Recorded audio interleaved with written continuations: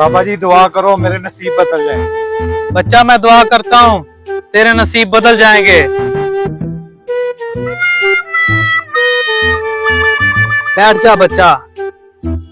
बच्चा तेरे नसीब बदल गए। इस जगह पर तेरे घर में खजाना है, यहाँ पर खुदाई करवा के खजाना निकाल लेना। बाबा जी आपको कैसे पता है? बच्चा बाबा सब जानता है। बच्चा अब बाबे के लिए कुछ ठंडे गर्म का इंतजाम कर। जा बच्चा जा। आ गया बच्चा, बोतल डाल बच्चा। बाबा जी इसमें क्या है? बच्चा इसमें बोतल है और क्या है।